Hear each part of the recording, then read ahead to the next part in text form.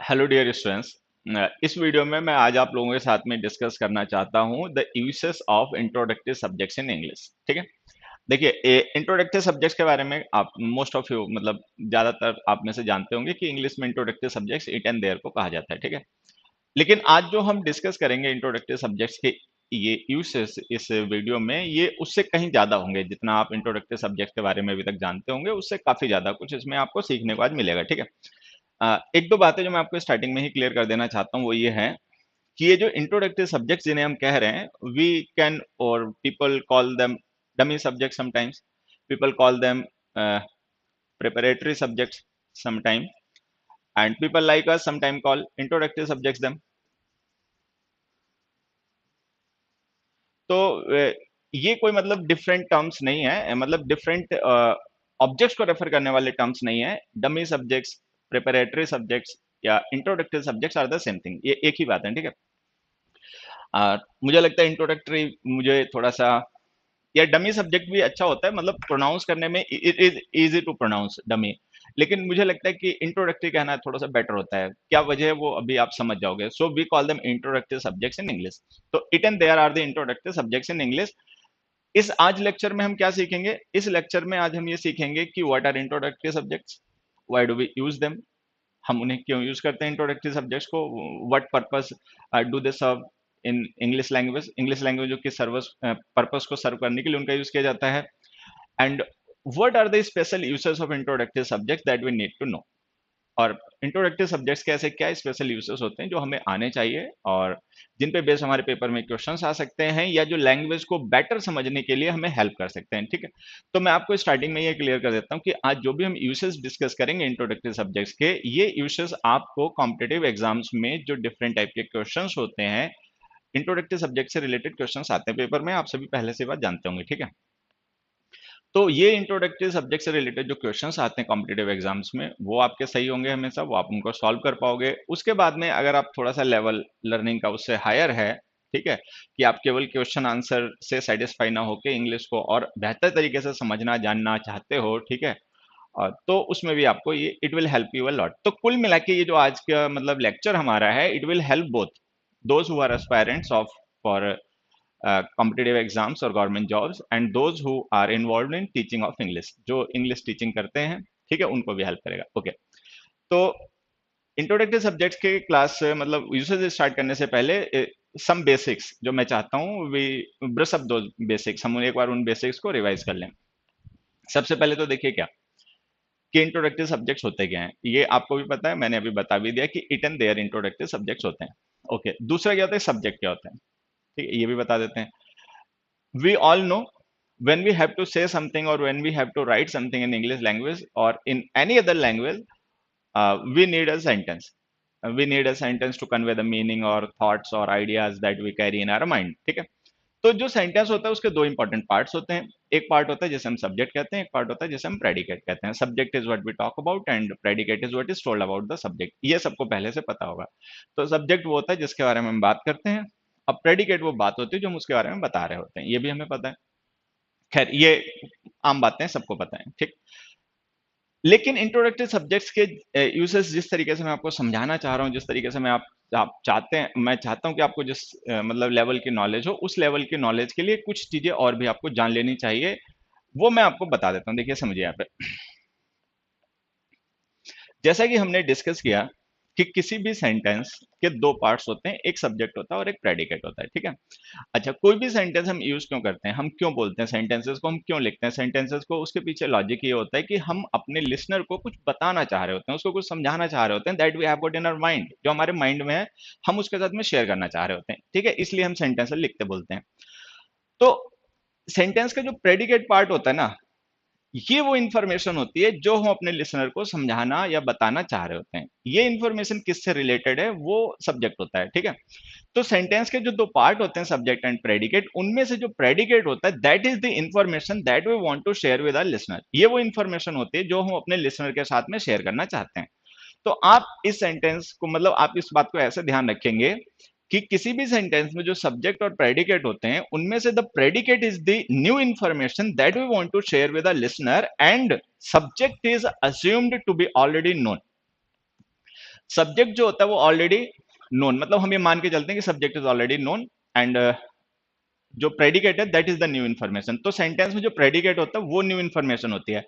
कई बार ऐसा भी हो सकता है कि हम किसी सब्जेक्ट के बारे में बात कर रहे हैं और वो सब्जेक्ट हमारे लिसनर को पहले से नहीं पता, तो हम उन सब्जेक्ट्स के साथ में इंडेफिनिट डिटर्मिनर्स या इंडेफिनिट आर्टिकल्स का यूज कर लेते हैं, लेकिन फिर भी न्यू इन्फॉर्मेशन जो होती है वो प्रेडिकेट ही होता है। मतलब जिस जो बताने के लिए हम सेंटेंस यूज कर रहे होते हैं वो प्रेडिकेट में इंफॉर्मेशन होती है, ठीक है, ये ध्यान रखना है। The predicate is the new information that we want to share with our listener, and subject is assumed to be already known to the listener. Okay, जैसे हमने ये लिखा दिल्ली, इट, दिस सिटी, मतलब इन तीनों में से you can use any of this three words. ये subjects हैं, मतलब इनमें से कोई भी आप चाहो तो यूज कर लो, और ये इसका प्रेडिकेट है। ये एग्जाम्पल सेंटेंस है जिनसे आपको ये बात समझ में आ जाए कि predicate is the information that we want to share with our listener, ठीक है। तो इस ये जो सेंटेंस हमने लिखा है Delhi is the capital of India, इसमें क्या इंफॉर्मेशन जो है हम अपने लिसनर के साथ में शेयर करना चाह रहे हैं, तो ये इंफॉर्मेशन है is the capital of India, ठीक है। मतलब डिफॉल्ट हम यही मान के चलते हैं, डिफॉल्ट ऐसा ही इंफॉर्मेशन जो हम नई अपने लिसनर को दे रहे होते हैं वो प्रेडिकेट में होती है। Mohan, he, my friend, you can use either of this, इनमें से कोई भी आप सब्जेक्ट यूज कर सकते हैं, ठीक है। Has been waiting for me since morning, हमारे लिए मॉर्निंग से इंफॉर्मेशन मतलब वेट कर रहा है, तो ये हम बता रहे हैं अपने लिसनर को कि वो सुबह से मेरे लिए इंतजार कर रहा है, ठीक है। तो ये वो इन्फॉर्मेशन है जो हम शेयर कर रहे हैं, जो हम बताना चाहते हैं अपने लिसनर को, ठीक है। ये इन्फॉर्मेशन किससे रिलेटेड है वो हम सब्जेक्ट को लिख देते हैं। तो सब्जेक्ट और प्रेडिकेट में अगर मैं अपनी लैंग्वेज में अपने तरीके से बात को एक्सप्लेन करूं तो प्राइमरी जो होता है वो प्रेडिकेट होता है, ठीक है। प्रेडिकेट किससे रिलेटेड है वो सब्जेक्ट होता है, ठीक है। लेकिन जो लैंग्वेज के पॉइंट ऑफ व्यू से या मतलब इंटरेक्शन के पॉइंट ऑफ व्यू से इंपॉर्टेंट होता है, प्राइमरी होता है, वो प्रेडिकेट होता है, ये हमेशा ध्यान रखना, ठीक है। And so are the other subjects, बाकी सब्जेक्ट्स भी इसी तरीके से हैं, ठीक है। तो एक तो ये बेसिक पॉइंट अपने क्लियर कर लें कि सब्जेक्ट एंड प्रेडिकेट में प्रेडिकेट वो इन्फॉर्मेशन होती है जो हम अपने लिसनर को बता रहे होते हैं, that is the new information, और प्राइमरी जो पार्ट होता है वो प्रेडिकेट होता है, ठीक है।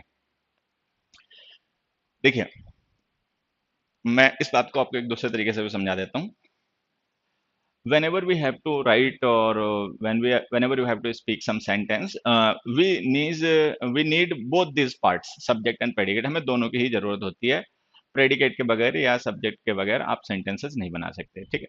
लेकिन imperative sentences, we know that we can form imperative sentences without subjects, ठीक। दो देयर इज अ सब्जेक्ट, वहां पे सब्जेक्ट होता है, यू होता है, ऑलवेज होता है, ठीक है। imperative sentences order, advice, request होते हैं, तो उनका डिफॉल्ट सब्जेक्ट यू ही हो सकता है और कोई हो नहीं सकता, ठीक है। Because when ever you advice और रिक्वेस्ट और order somebody, the person is always your listener, so the listener means you.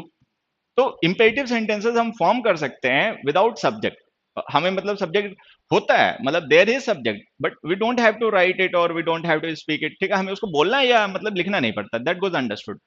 तो कुल ये बात मैं आपको क्यों बता रहा हूं, ये बात मैं आपको इसलिए बता रहा हूं कि we can never form a sentence without a predicate, though we can form a sentence without subject, मतलब सब्जेक्ट के बगैर हम सेंटेंस फॉर्म कर सकते हैं, इंपेरेटिव सेंटेंसेस विदाउट सब्जेक्ट ही लिखे जाते हैं, ठीक है।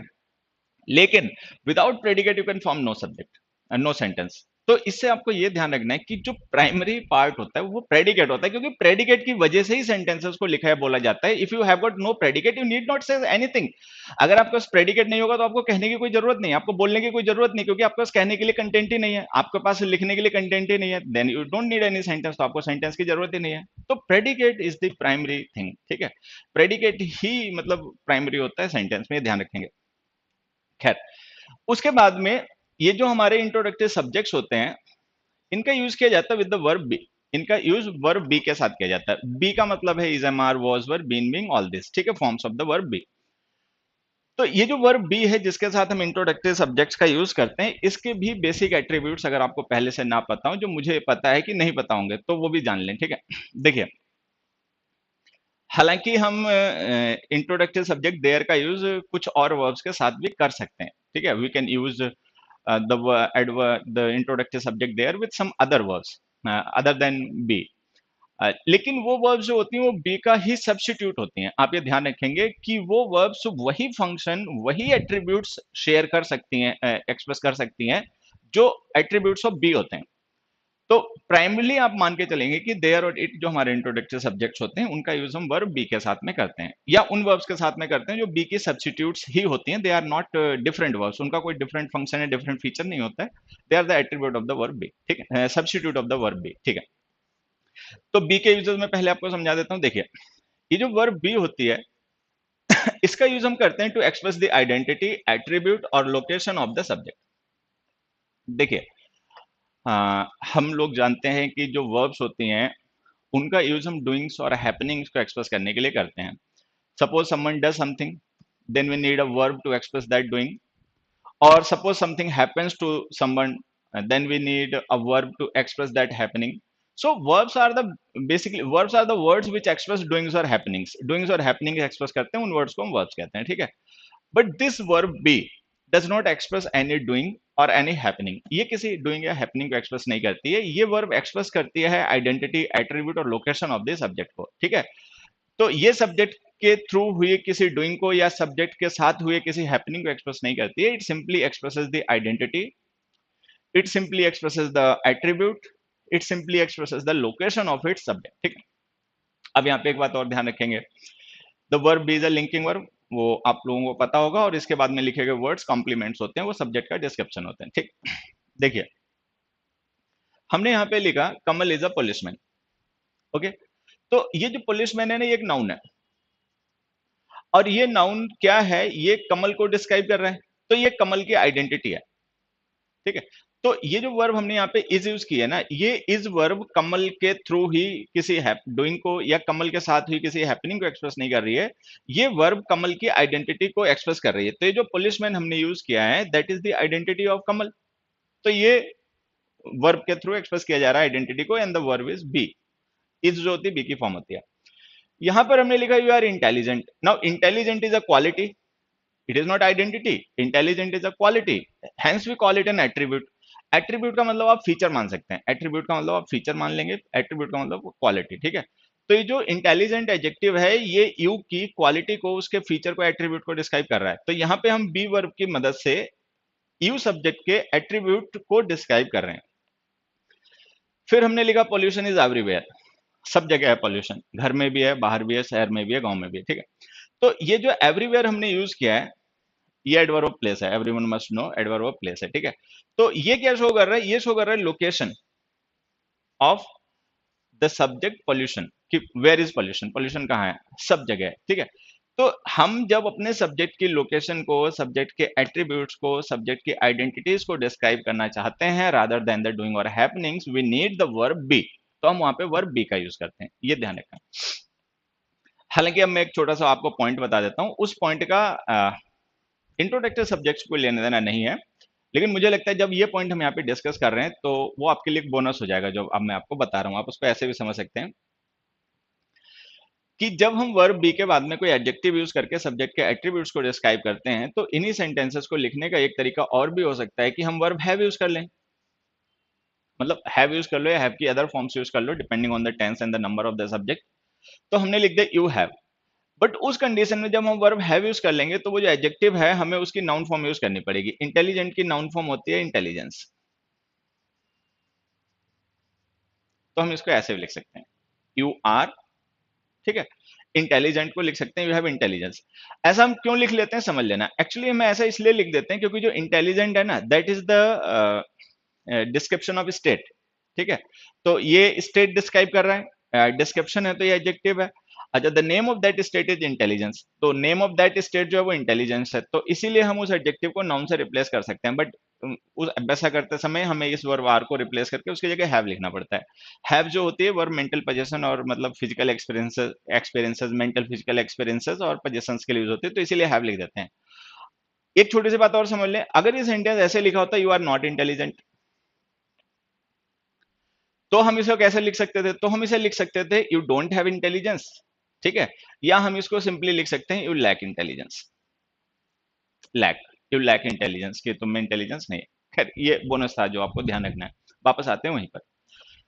तो हमने यहाँ पे वर्ब जो बी है उसके यूज समझे कि वर्ब बी का यूज हम तब करते हैं जब हमें सब्जेक्ट की आइडेंटिटी को, सब्जेक्ट के एट्रीब्यूट को या सब्जेक्ट की लोकेशन और पोजीशन को डिस्क्राइब करना होता है, ठीक है। चलिए, ये बातें ध्यान रखेंगे। दूसरा क्या ध्यान रखेंगे, the verb B cantt B use without a complement. Verb B का यूज हम विदाउट कॉम्प्लीमेंट नहीं कर सकते हैं। वजह क्या होती है आप समझ रहे होंगे, क्योंकि वर्ब बी का यूज हम करते ही इसलिए हैं क्योंकि हमें सब्जेक्ट के एट्रीब्यूट्स, उसकी आइडेंटिटी, उसकी लोकेशन डिस्क्राइब करनी होती है। तो वो जो लोकेशन, एट्रीब्यूट और आइडेंटिटी होते हैं वो इसके कॉम्प्लीमेंट्स होते हैं। अगर आप कॉम्प्लीमेंट्स नहीं यूज कर रहे हैं तो आप सब्जेक्ट को लेकर क्या डिस्क्राइब कर रहे हैं, तो फिर आपको वर्ब यूज नहीं करनी पड़ेगी, क्योंकि अगर आप बी वर्ब यूज कर रहे हैं तो ऑब्वियस सी बात है आप सब्जेक्ट की आइडेंटिटी को, उसके एट्रीब्यूट को या उसकी लोकेशन को डिस्क्राइब करना चाहते होंगे। लेकिन अगर आप आइडेंटिटी को, लोकेशन को, एट्रीब्यूट को डिस्क्राइब ही नहीं करना चाहते हैं, आपके पास में आइडेंटिटी, एट्रीब्यूट या लोकेशन है ही नहीं, तो आप वर्ब बी क्यों यूज करेंगे? ठीक है, तो ये छोटी सी बात आपको ध्यान रखनी है। The verb be can not be used without complements. Without complements के हम उसे यूज नहीं कर सकते। जैसे एग्जांपल से समझें, हमने लिख दिया हिज फ्रेंड्स वर, हमने लिख दिया सम मिस्टेक्स आर, कि कुछ मिस्टेक्स हैं, उसके दोस्त थे। बट ये हम हिंदी में बोल दें वो अलग बात है, ठीक है। जैसे मेरी मदर टंग हिंदी है, अगर आपकी, मुझे लग रहा है ज्यादातर हिंदी ही होगी, लेकिन फिर भी अगर आपकी मान लो कोई अदर मदर टंग हो तो आप उसको उस तरीके से देख लेना, ठीक है। तो अगर हम लिख रहे हैं his friends were, then it could be correct while translating, translate करते समय ये हो सकता है सही लगे हमें, but actually it is not, ये सही है नहीं, क्योंकि जो वर्ब है ना ये लिंकिंग वर्ब है और इसको हम बिना कॉम्प्लीमेंट के यूज नहीं कर सकते, और इसको भी बिना कॉम्प्लीमेंट के यूज नहीं कर सकते। अब हम इन सेंटेंसेस को कैसे सही करें? तो सही करने का तरीका दो है, ठीक है। मतलब तरीके तीन है। एक तरीका तो ये कि आप इनको ऐसे ही छोड़ दो और इनको गलत मार्क कर दो कि दीज आर इनकरेक्ट सेंटेंस, ठीक है, इनकरेक्ट इनको रहने दो। दूसरा तरीका ये कि नहीं, आप इनको करेक्ट कर दो, आप इनको अभी इनकरेक्ट है, आप इनको करेक्ट कर लो। करेक्ट करने के लिए आपके पास दो ऑप्शंस हैं। क्या दो ऑप्शंस हैं? एक ऑप्शन है कि आप कोई एक लॉजिकल कॉम्प्लीमेंट यूज कर दो। जैसे हमने लिखा हिज फ्रेंड्स वर, कुछ भी लिख दो, his friends were absent, his friends were intelligent, कुछ भी लिख दो। Some mistakes are conspicuous, some mistakes are silly, कुछ भी लिख दो। या फिर दूसरा ऑप्शन है कि इंट्रोडक्टिव सब्जेक्ट यूज कर लो, it was his friends, there are some mistakes. तो यहां पे यूज आ गया इंट्रोडक्टिव सब्जेक्ट्स का, कि ऐसी कंडीशंस जहां पर हमारे पास वर्ब बी होती है but we don't have a complement, लेकिन हमारे पास कॉम्प्लीमेंट नहीं होता, तो वहां पर हम यूज करना शुरू कर देते हैं इंट्रोडक्टिव सब्जेक्ट्स को, ठीक है। अच्छा, अब एक इंट्रोडक्टिव सब्जेक्ट हो गया इट, एक इंट्रोडक्टिव सब्जेक्ट हो गया देयर। इसमें सीक्वेंस में हम पहले देयर यूज करेंगे, क्योंकि देयर जो होता है वो कंपेटिबली इजी होता है, उसके यूजेस लेस कॉम्प्लिकेटेड होते हैं। इट के यूजेस थोड़े से एडवांस्ड होते हैं, थोड़े से कॉम्प्लिकेटेड होते हैं, कॉम्प्लेक्स होते हैं। देयर के यूजेस उतने ज्यादा एडवांस्ड या उतने ज्यादा कॉम्प्लिकेटेड नहीं होते हैं, मतलब सिंपली होते हैं, फ्यूअर होते हैं, नंबर में कम होते हैं देयर के यूजेस, और थोड़ा सा कम कॉम्प्लिकेटेड होते हैं, ठीक है, इजिली समझे जा सकते हैं। तो हम स्टार्टिंग करते हैं सबसे पहले देयर से। मतलब हमें ये समझना पड़ेगा कि इट और देयर की कंपेरेटिव स्टडी क्या है, मतलब it versus there. When we use introductory subject it and there, then where lies the difference?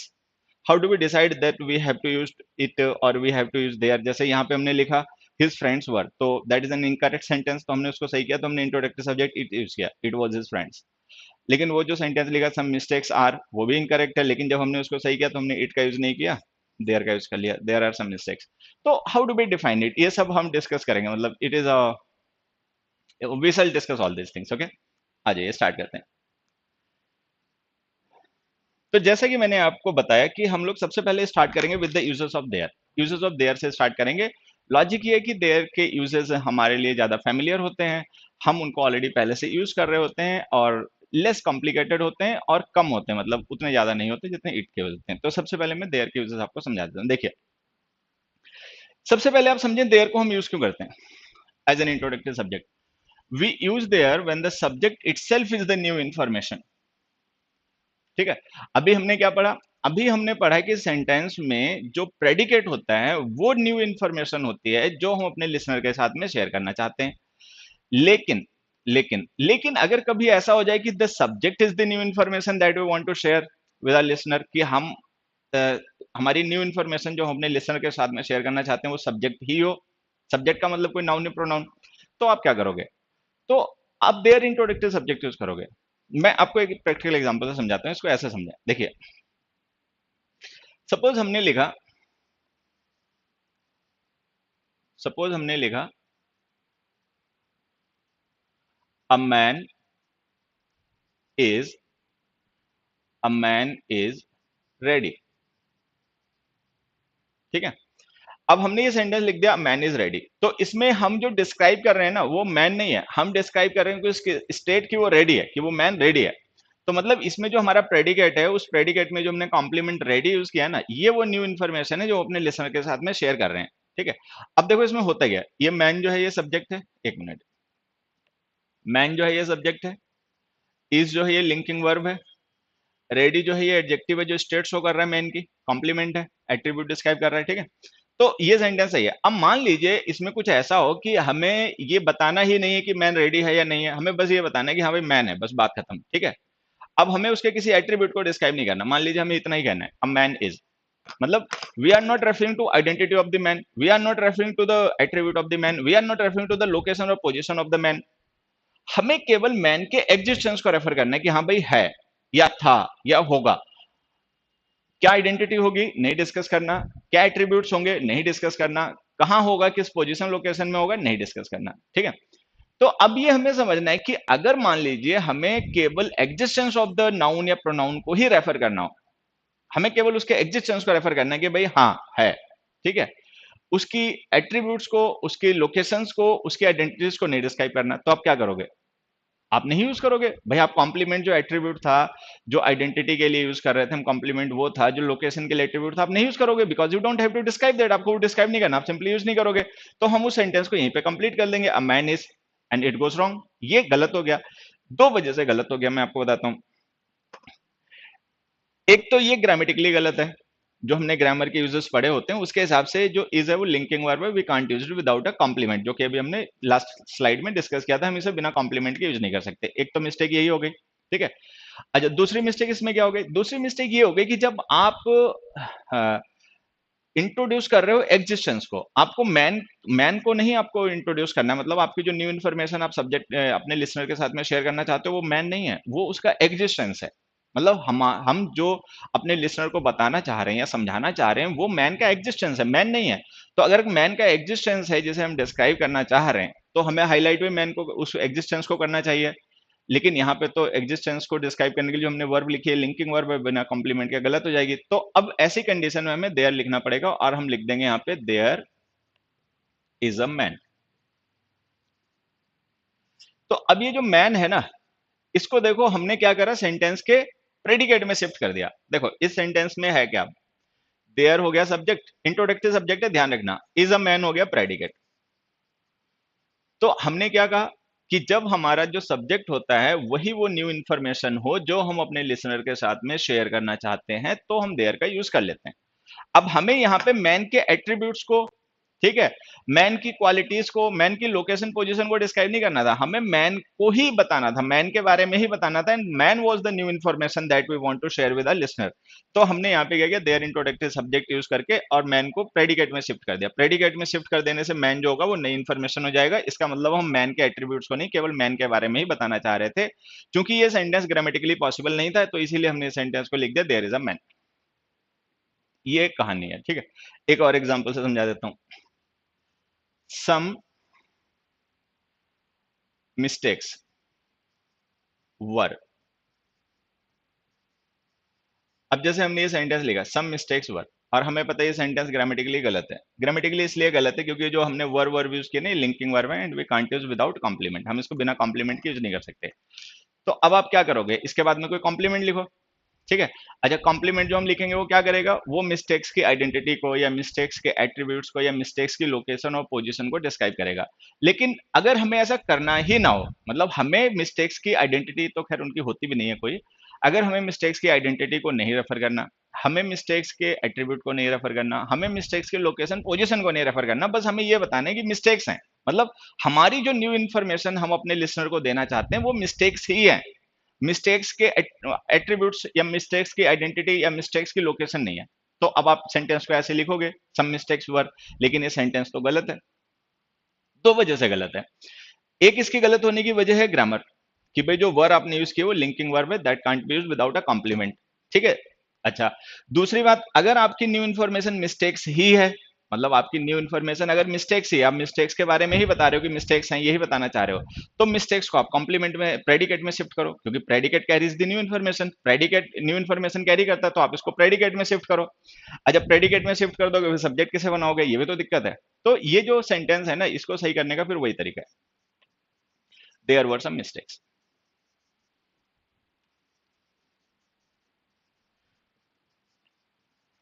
अच्छा, देयर वर सम मिस्टेक्स लिख देने से देखिए क्या होगा, देयर वर सम मिस्टेक्स लिख देने से ये होगा कि देयर को हम इंट्रोडक्टिव सब्जेक्ट यूज कर लेंगे, as an introductive subject sentence का बना देंगे, वर सम मिस्टेक्स प्रेडिकेट बना देंगे। ठीक है, तो जैसा कि हमें पता है कि predicate is the new information that we want to share with the listener, तो हमने मिस्टेक्स को प्रेडिकेट पार्ट में शिफ्ट कर दिया। ये लो, सही हो गया। तो जब हम अपने सब्जेक्ट के बारे में ही बताना होता है, जब सब्जेक्ट ही हमारी न्यू इन्फॉर्मेशन होता है, तो सब्जेक्ट को हमें शिफ्ट करना पड़ता है प्रेडिकेट में, क्योंकि predicate carries the new information. ठीक है, तो जब हम सब्जेक्ट को प्रेडिकेट में शिफ्ट कर देते हैं, तो वहां पे सब्जेक्ट की जगह पर इंट्रोडक्टिव सब्जेक्ट देयर आ जाता है। तो ये मैंने इतनी देर में आपको समझाया why do we use there. ठीक है, कि what purpose does there serve in English language. तो ये ध्यान रखना है, देयर का यूज हम करते हैं तब किसी सेंटेंस में जब हमारी न्यू इन्फॉर्मेशन जो है वो सब्जेक्ट ही खुद हो, तो हमें सब्जेक्ट को शिफ्ट करना पड़ता है प्रेडिकेट में। ठीक है, तो सब्जेक्ट को रियल सब्जेक्ट को शिफ्ट करने के लिए प्रेडिकेट में हम उसकी जगह पे इंट्रोडक्टिव सब्जेक्ट देयर लिख देते हैं। ठीक है, तो आप इसको ऐसे समझ सकते हैं कि देयर का यूज बेसिकली हम तब करते हैं जब हमें सब्जेक्ट के एग्जिस्टेंस को रेफर करना हो, ना कि उसकी आइडेंटिटी, एट्रीब्यूट या फिर उसकी लोकेशन पोजीशन को। ठीक है, अब यहाँ पे देखो कुछ एग्जांपल्स हैं, आप इनकी मदद से बातें समझें।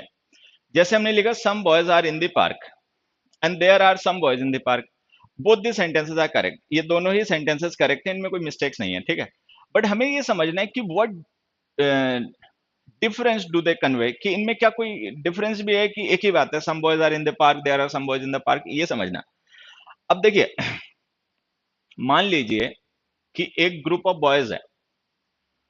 ठीक है, और इसमें से कुछ बॉयज ऐसे हैं, मतलब a part of this boys is in the park, इनमें से कुछ पार्क में है और बाकी कहीं और होंगे। ठीक, तो अगर हमें ये बात बतानी है तो हमें इसको ऐसे लिखना पड़ेगा, some boys are in the park. क्यों? क्योंकि इसमें जो हमारी न्यू इन्फॉर्मेशन है ना, वो ये है, आर इन द पार्क, कि पार्क में है। कौन पार्क में है? Some boys. सम का मतलब जो टोटल था, टोटल में से कुछ। तो यहाँ पे जो न्यू इन्फॉर्मेशन है ना, वो है लोकेशन ऑफ द बॉयज, कि boys are in the park. तो हम जो बताना चाह रहे हैं अपने लिसनर को वो ये कि are in the park, park में है, तो that is the new information. लेकिन अगर मान लो हमें बॉयज के बारे में बताना हो, ठीक है, हमें नहीं पहले से पता कि हमारे पास कितने बॉयज हैं कितने नहीं है, मतलब हमारे पास कोई पहले से इंफॉर्मेशन नहीं है, the subject is not known to us, subject हमें पहले से नहीं पता है, बस हम बताना चाह रहे हैं पार्क में बॉयज हैं। ठीक है, कौन से बॉयज हैं, कैसे बॉयज हैं, उनके बारे में हमें पहले से नहीं पता, तो वो बॉयज हमारी न्यू इन्फॉर्मेशन हो गए जो हम अपने लिसनर को शेयर करना चाहते हैं। अब हमें जरूरत पड़ेगी देयर की, तो हम ऐसे लिखेंगे, there are some boys in the park. तो जब हम there are some boys in the park लिखेंगे ना, तो न्यू इन्फॉर्मेशन ये होगी। अच्छा, जब हम लिखेंगे some boys in are in the park, तो न्यू इन्फॉर्मेशन ये होगी। अच्छा, जब ये न्यू इन्फॉर्मेशन होगी आर इन द पार्क, तो इस कंडीशन में जो सम बॉयज है ना, ये डेफिनेट भी हो सकते हैं, कि हमें पहले से पता हो कि हमारे जो टोटल बॉयज हैं उनका एक पार्ट जो है वो बॉयज पार्क में है, बाकी एक पार्ट कहीं और होगा। ठीक है, लेकिन जब हम ऐसे लिखेंगे there are some boys in the park, तो हमेशा मान के चलना है कि जो सम बॉयज है ना, ये इंडेफिनिट है, क्योंकि ये न्यू इन्फॉर्मेशन है, तो इनके बारे में लिसनर को पहले से नहीं पता होगा। ठीक, फिर हमने लिखा मैन इज वेटिंग आउटसाइड, एक मैन बाहर इंतजार कर रहा है। तो जो न्यू इन्फॉर्मेशन हम कन्वे कर रहे हैं ना, वो ये है कि इज वेटिंग आउटसाइड, बाहर इंतजार कर रहा है, मतलब we are stressing this information कि वो इंतजार कर रहा है। ठीक है, गाना नहीं गा रहा है, मतलब मूवी नहीं देख रहा है और डांस नहीं कर रहा है, वेट कर रहा है, तो ये न्यू इन्फॉर्मेशन है। लेकिन अगर मान लो हम इसको नहीं और इस मैन को ही स्ट्रेस करना चाहें कि बाहर एक आदमी है, ठीक है, तो उस कंडीशन में हमें देयर यूज करना पड़ेगा, there is a man waiting outside. तो ध्यान ये रखना है कि when we want to stress the subject itself, जब हमें सब्जेक्ट को ही स्ट्रेस करना होता है और सब्जेक्ट ही हमारी न्यू इन्फॉर्मेशन होती है जो हम अपने लिसनर के साथ में डिस्कस या शेयर करना चाहते हैं, तो हमें वहां पे इंट्रोडक्टिव सब्जेक्ट यूज करना पड़ता है देयर। ठीक है, so a man is waiting outside भी सही है, there is a man waiting outside भी सही है, बट इनके स्ट्रेसेस डिफरेंट हैं। यहाँ पे जो न्यू इन्फॉर्मेशन है वो ये है, यहाँ पर जो न्यू इन्फॉर्मेशन है वो ये है। ठीक है, उसी तरीके से जैसे हमने लिखा nobody is interested in this scheme, तो यहाँ पे जो हम स्ट्रेस या हाईलाइट या न्यू इन्फॉर्मेशन जो अपने लिसनर को बताना चाहते हैं वो ये है कि इज इंटरेस्टेड इन स्कीम, ये स्कीम में इंटरेस्टेड नहीं है कोई भी। ठीक है, तो अगर हम ये बताना चाहते हैं कि इंटरेस्टेड नहीं है, तो हम सेंटेंस को ऐसे लिखेंगे। लेकिन अगर हम इस बात को स्ट्रेस करना चाहते हैं कि कोई भी नहीं, ठीक है, तो हम इसको ऐसे लिखेंगे, there is nobody interested in this scheme. तो ये न्यू इन्फॉर्मेशन है जो हम अपने लिसनर को बताना चाहते हैं, उसको समझाना चाहते हैं कि कहानी ये है। अगर ये नहीं, हम इस बात को स्ट्रेस करना चाहते हैं, तो हम ऐसे लिख देंगे। तो कुछ कॉन्टेक्स्ट में आप देखोगे कि हम एक ही सेंटेंस को देयर के साथ भी लिख सकते हैं, देयर के बगैर भी लिख सकते हैं। तो वहां पे ध्यान रखना, वहां पे हमेशा डिफरेंस जो होता है ना, वो इस बात का हो जाता है कि which is the new information that you want to share with your listener. The new information is the subject और the new information is the predicate. ठीक है, तो अगर सब्जेक्ट है तो सब्जेक्ट को फिर प्रेडिकेट में शिफ्ट करना पड़ जाता है। अब जैसे हमने लिखा no man is perfect and there is no person perfect, इसमें भी यही डिफरेंस है। यहाँ पे हम इस बात को स्ट्रेस करना चाह रहे हैं कि परफेक्ट नहीं होता, इसमें हम इस बात को स्ट्रेस करना चाह रहे हैं कि कोई भी नहीं होता परफेक्ट। फिर something is missing today and there is something missing today, ये आप अपने आप समझ लेना, इसमें भी वही है। मान लीजिए हम खाना खा रहे हैं और हमें लगा कि उस समय मतलब सम डिश इज मिसिंग, कोई चीज मिसिंग है, मान लीजिए सैलेड नहीं है या लेमन नहीं है, ठीक है, या फिर कर्ड नहीं है, मतलब कोई भी चीज आप, या पिकल नहीं है, अचार नहीं है उस दिन, कोई भी चीज है जो मिसिंग है। तो अगर हम ये बताना चाह रहे हैं कि समथिंग इज नॉट देयर, कि कोई चीज वहां पे है नहीं, मतलब स्टेट उसकी लोकेशन बताना चाहते हैं, तो हम लिखेंगे ऐसे समथिंग इज मिसिंग, ठीक है। लेकिन अगर हम उस थिंग को ही हाईलाइट करना चाहते हैं जो मिसिंग है, तो फिर हम लिखेंगे ऐसे there is something missing today. तो मतलब समझ रहे हैं ना आप, देयर इंट्रोडक्टिव सब्जेक्ट हम तब यूज करते हैं जब हम स्ट्रेस कर रहे हो सब्जेक्ट को ही, तो हमें सब्जेक्ट को प्रेडिकेट में शिफ्ट करना पड़ता है, ठीक है। या जब हमारी नई इंफॉर्मेशन सब्जेक्ट ही हो तो भी हमें उसको प्रेडिकेट में ही शिफ्ट करना पड़ता है। खैर, ये थे बेसिक्स। अब मैं इनके यूजेस आपको समझाता हूँ। देखिए, देयर के कुछ यूजेस, ये जो देयर हम नाउन यूज करते हैं ना, जब भी हम इसको as a dummy subject, as an introductive subject use करते हैं, तो इसके साथ में जो नाउन्स होते हैं, ठीक है, जिनको हम वर्ब के बाद में लिखते हैं, वो इंडेफिनिट या जनरल होते हैं। तो उनके साथ में हम डेफिनेट आर्टिकल्स या डेफिनेट डिटर्मिनर्स का यूज नहीं कर सकते, एक बात ये ध्यान रखनी है। Nouns used with the dummy subject there take indefinite or no articles or indefinite determiners or are indefinite pronouns। जब हम देयर को इंट्रोडक्टिव सब्जेक्ट बना के किसी सेंटेंस में यूज करते हैं, तो वर्ब के बाद में लिखे गए जो नाउन्स होते हैं, उनकी अपनी आइडेंटिटी इंडेफिनिट या जनरल की होती है, वो स्पेसिफिक या डेफिनिट नहीं हो सकते। सिंपल लॉजिक है, आपको पता है कि जब हमें अपने सब्जेक्ट के बारे में, मतलब जब subject is the new information, जब हमारा सब्जेक्ट न्यू इन्फॉर्मेशन होता है, तो ही हम देयर का यूज करते हैं। तो अगर हमारा सब्जेक्ट न्यू इन्फॉर्मेशन है, तो ऑब्वियस ही बात है कि वो पहले से डिफाइंड या स्पेसिफिक तो होगा नहीं हमारे लिसनर को।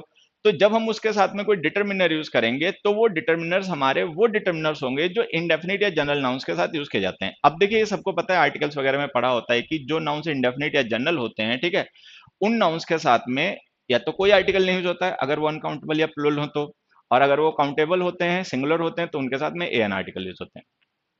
या फिर जो इंडेफिनिट नाउन्स होते हैं, उनके साथ में सम है, एनी है, अ फ्यू वगैरह है, उनका यूज होता है, ठीक। तो इसको ऐसे मैं एक दो एग्जांपल से एक क्लियर भी कर देता हूं, आप समझें।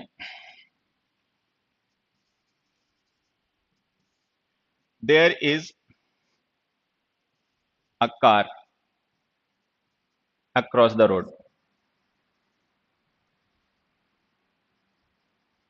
जैसे हमने लिखा, या हमने लिखा there are some cars across the road.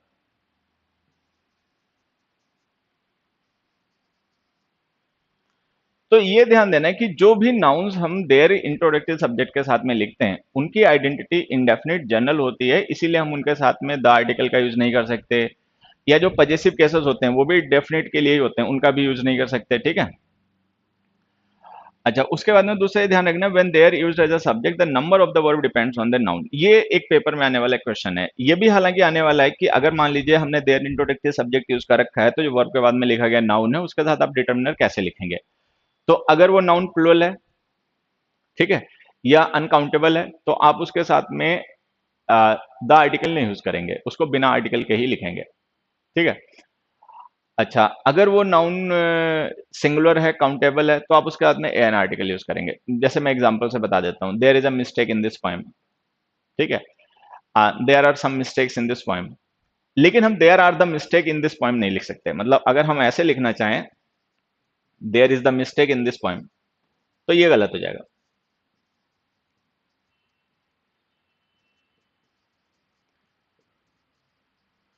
क्योंकि अगर हम देयर इंट्रोडक्टिव सब्जेक्ट यूज कर रहे हैं, तो इसका मतलब जो हमने वर्ब के बाद में नाउन या प्रोनाउन लिखा है ना, वो हमारी न्यू इन्फॉर्मेशन है जो हम अपने लिसनर के साथ में शेयर करना चाहते हैं, जो उसे पहले से नहीं पता होगी। अगर उसे पहले से पता ही नहीं होगी, तो वो डेफिनेट नहीं हो सकती, डेफिनेट नहीं हो सकती, तो उसके साथ में द आर्टिकल नहीं आ सकता।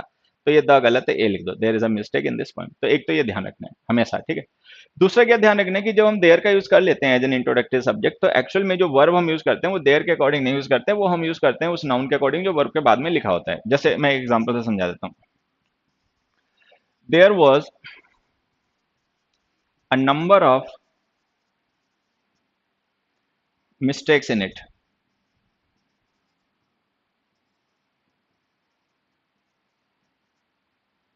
ठीक है, जैसे हमने ये लिख दिया, या सपोज एक और लिख देता हूं, there are some never seen before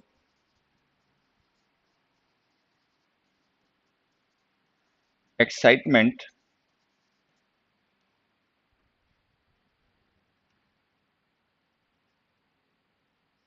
on his face. अब जैसे हमने ये दो एग्जांपल्स लिखे, इन्हें समझें। जैसे हमने एक एग्जांपल लिखा, there was a number of mistakes in it and there are some never seen before excitement on his face, कि उसके चेहरे पे कभी मतलब कभी पहले नहीं देखा गया ऐसा ऐसा टाइप का एक्साइटमेंट था। तो यहाँ पे ध्यान क्या रखना है, ये जो हमने वर्ब आर लिखी है और ये जो वर्ब वॉज लिखी है, ये वर्ब हम देयर के अकॉर्डिंग नहीं लिख रहे हैं, क्योंकि देयर इंट्रोडक्टिव सब्जेक्ट है। रियल सब्जेक्ट हमें पता है कि वही है जो हमने प्रेडिकेट में शिफ्ट कर दिया, क्योंकि वो हमारी न्यू इन्फॉर्मेशन थी, इसीलिए हमने उसको प्रेडिकेट में शिफ्ट कर दिया। अदरवाइज सब्जेक्ट हमारा वही है, ठीक है। तो ये जो अ नंबर ऑफ मिस्टेक्स है ना, इसके अकॉर्डिंग वर्ब लिखनी पड़ेगी, तो प्लूरल आ जाएगी वर, ठीक है। और some never seen before excitement, excitement के अकॉर्डिंग वर्ब लिखनी पड़ेगी, तो आ जाएगी इज।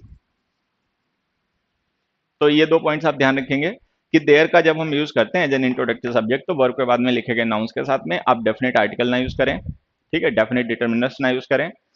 और जब हम देयर का यूज करते हैं एज एन इंट्रोडक्टिव सब्जेक्ट, तो जो वर्ब के बाद में लिखा गया नाउन होता है, उस नाउन के अकॉर्डिंग ही वर्ब का यूज करें, क्योंकि रियल सब्जेक्ट वही होता है। स्ट्रेस करने के लिए या वो न्यू इन्फॉर्मेशन होती है, इस वजह से हमने उसको प्रेडिकेट में शिफ्ट कर दिया होता है, ठीक है।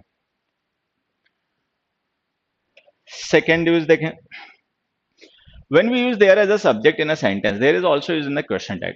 ये इंपॉर्टेंट है कि जब हम देयर को किसी सेंटेंस में यूज करते हैं और अगर उस स्टेटमेंट के लिए हमें क्वेश्चन टैग यूज करना पड़ेगा, तो क्वेश्चन टैग में भी सब्जेक्ट फिर देयर ही यूज होगा, ठीक है। जैसे देखिए, there are there are 29 states in India. अब सपोज हमने ये लिख दिया, there are 29 states in India, और इसका क्वेश्चन टैग लिख दिया आरंट दे, आरंट दे, ठीक है। दे हमने स्टेट्स के अकॉर्डिंग लिख दिया, ठीक है। तो 29 स्टेट्स जो नाउन है वो प्लूरल है, तो उसके अकॉर्डिंग अगर आप लिखोगे तो देयर ही दे ही लिखना पड़ेगा। लेकिन ध्यान देना, ये जो सेंटेंस जिसके लिए आप ये प्रेडिकेट वो क्वेश्चन टैग यूज कर रहे हो, उसका सब्जेक्ट देयर है, और are 29 states in India predicate है। तो सब्जेक्ट जब देयर को यूज कर रखा है, तो अगर उसके लिए क्वेश्चन टैग यूज करोगे तो उसमें भी देयर ही यूज करना, aren't there. So there are 29 states in India, aren't there. तो अगर हम देयर को एज एन इंट्रोडक्टिव सब्जेक्ट किसी सेंटेंस में यूज करें, ठीक है, तो उस सेंटेंस के लिए अगर हमें क्वेश्चन टैग यूज करना पड़ेगा, तो उस क्वेश्चन टैग में भी सब्जेक्ट देयर को ही यूज करना, ना कि उस नाउन या प्रोनाउन को जो वर्ब के बाद लिखा होता है, ठीक है। सेकंड में आ जाते हैं, there can also be use with some other verbs of state and result such as live, live, appear, exist, follow, remain. अब देखिए, ये जो कुछ वर्ब्स मैंने यहाँ पे मेंशन किए ना, जैसे लिव है, लाई है, अपीयर है, एग्जिस्ट है, फॉलो है, रिमेन है, ठीक है, ये जो वर्ब्स होती हैं, ये भी एक तरीके से एग्जिस्टेंस को ही एक्सप्रेस करती हैं। मतलब ये भी किसी एट्रीब्यूट को या किसी लोकेशन पोजीशन को या फिर किसी आइडेंटिटी को एक्सप्रेस नहीं करती हैं, ये एग्जिस्टेंस को सिंपली एक्सप्रेस करती हैं। जैसे बी वर्ब जो होती है ना, वो एग्जिस्टेंस की वर्ब होती है, is, am, are, was verb.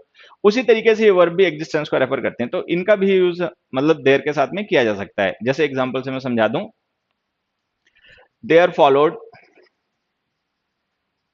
Some unfortunate events, unfortunate events. मान लीजिए किसी ने कुछ ऐसा किया कि उसके बाद में फिर खराब घटनाएं होने लग गई, जैसे हॉरर मूवीज वगैरह में नहीं होता कि किसी ने किसी को मार डाला, फिर उसके बाद में वो उसकी आत्मा बदला लेने आ गई, तो लाइक दैट।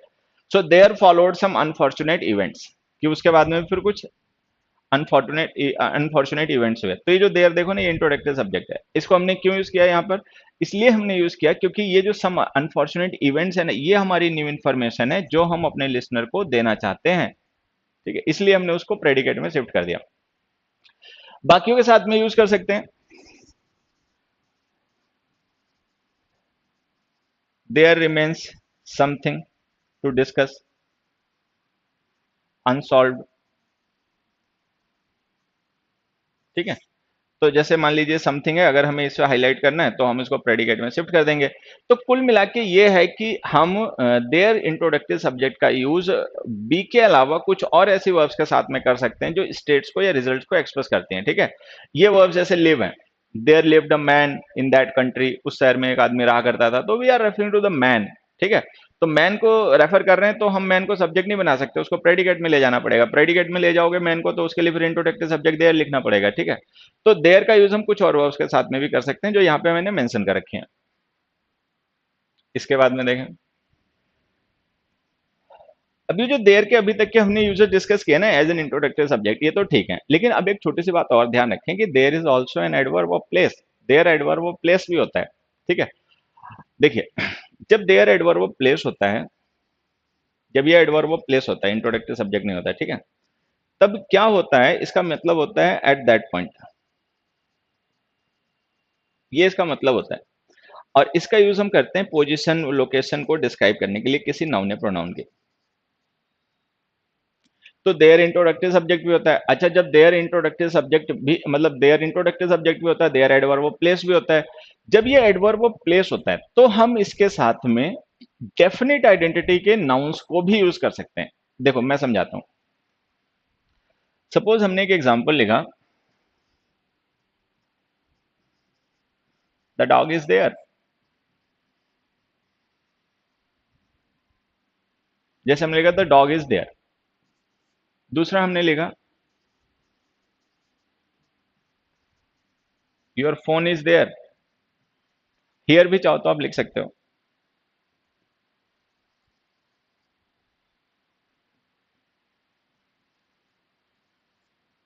ऐसे, your phone is there, the dog is there. अब देखिए जो देयर हमने यूज किया ना, ये देयर हमारा एडवर्ब ऑफ प्लेस है जो कि location of the dog and location of your shirt को फोन को शो कर रहा है।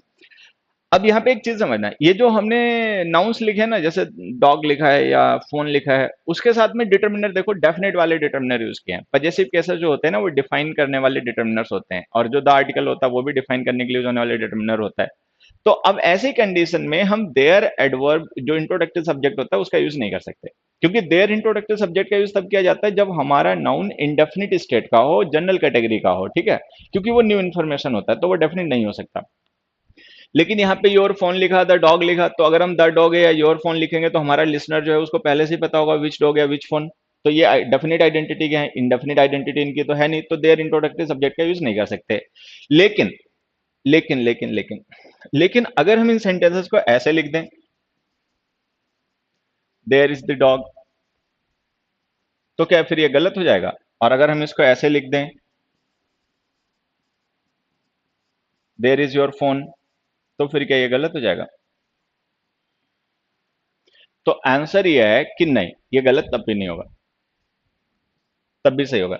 तो अब हमें ये समझना है कि ये सही क्यों हो गया, क्योंकि अब तो ये गलत हो जाना चाहिए, क्योंकि अगर हम देयर को as an introductive subject use करेंगे, ठीक है, तो उसके बाद में जो नाउन्स लिखे जाएंगे वो नाउन्स डेफिनेट तो हो नहीं सकते, उनकी आइडेंटिटी इंडेफिनिट होती है। तो अगर आइडेंटिटी इंडेफिनिट है और हम द लिख रहे हैं तब तो ये डेफिनिट आइडेंटिटी हो गई, योर लिख रहे हैं तो आइडेंटिटी डेफिनिट हो गई फोन की। तो योर फोन लिख देने से फोन डेफिनिट हो गया, द डॉग लिख देने से डॉग डेफिनिट हो गया। तो अगर डॉग और फोन डेफिनिट हो गए तो हम देयर यूज क्यों कर रहे हैं?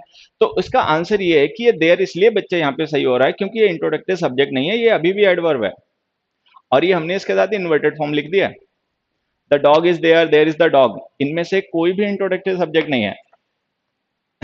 इन्वर्जन का एक छोटा सा कॉन्सेप्ट है, इन्वर्जन वगैरह में आप लोगों ने पढ़ा होगा, एडवर्ब में पढ़ाया भी जाता है कि जब हम एडवर्ब्स को स्टार्टिंग में लिखते हैं स्ट्रेस करने के लिए तो उनके साथ हमें इन्वर्टेड फॉर्म लिखनी पड़ती है, ठीक है।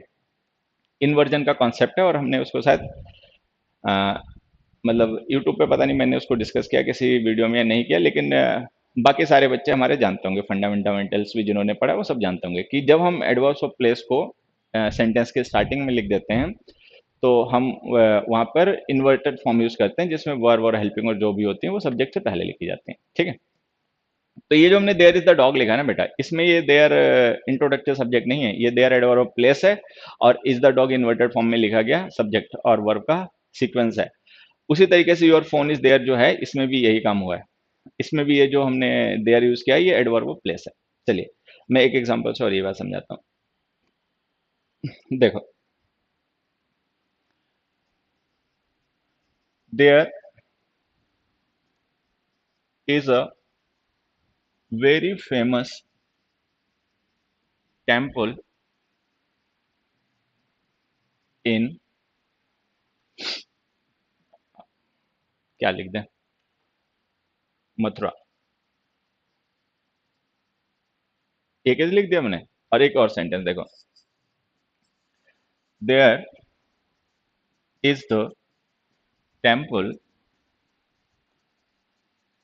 विच we saw in the movie.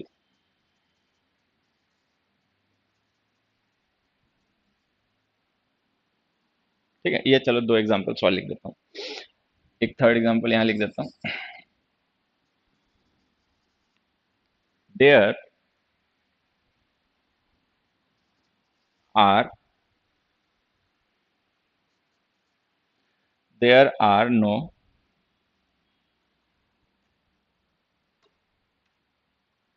cars which can fly। और fourth example, there are your cars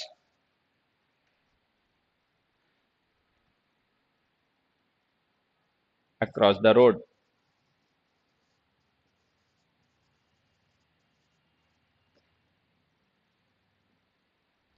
ठीक है, अब देखिए ये जो मैंने कुछ सेंटेंस लिखे इनमें ध्यान से समझना।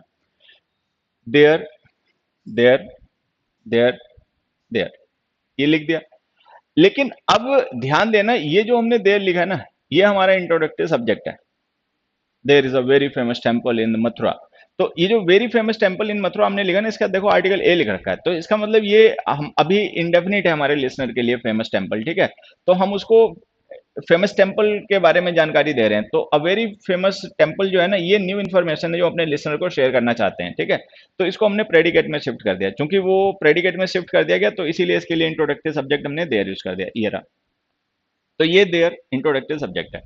लेकिन जब हम ऐसे लिखेंगे there is the temple which we saw in the movie, ये रहा वो टेम्पल जो हमने मूवी में देखा था, तो इसका मतलब टेम्पल तो पहले से ही नोन है। ठीक है, टेम्पल तो पहले से ही नोन है हमारे लिसनर को, तभी हमने द टेम्पल लिख रखा है। तो इसका मतलब ये जो द टेम्पल है ना, यही हमारा सब्जेक्ट है। और ये जो देयर हमने यूज कर रखा है, ये एडवर्ब ऑफ प्लेस है, जिसको हमने स्टार्टिंग में लिख दिया, इसीलिए इन्वर्टेड फॉर्म लिखनी पड़ गई। तो ये ध्यान रखना कि तुम्हें कि there is also an adverb of place, and when we use it as an adverb of place we can use it with definite nouns. तो हम इसका यूज उन नाउन्स के साथ में जो डेफिनिट या स्पेसिफिक होते हैं उनके साथ भी इसका यूज कर सकते हैं। ठीक है, नेक्स्ट देखिए, there are no cars. Cars लिखना था, कार रह गया, एक मिनट। ठीक है, अब जैसे हमने लिखा there are no cars which can fly, क्योंकि कोई ऐसे कार्स नहीं होते जो फ्लाई कर लें, तो इसका मतलब we are not referring to any location और position, we are referring to this noun. हम नो कार्स को रेफर कर रहे हैं कि मतलब ऐसी कार्स जो फ्लाई कर पाए, ऐसी कार्स होती नहीं है। तो ये हमारी न्यू इन्फॉर्मेशन है। क्योंकि ये न्यू इन्फॉर्मेशन है नाउन, इसीलिए हमने इसको शिफ्ट कर दिया अपने प्रेडिकेट में, और उसके लिए इंट्रोडक्टिव सब्जेक्ट देयर लिख दिया। तो ये देयर इंट्रोडक्टिव सब्जेक्ट है। फिर हमने लिखा there are your car across the road, वो रही तुम्हारी कार्स वहां पे। इसमें भी कार्स लिखना बच्चा, ये कार्स इसमें भी लिखना था।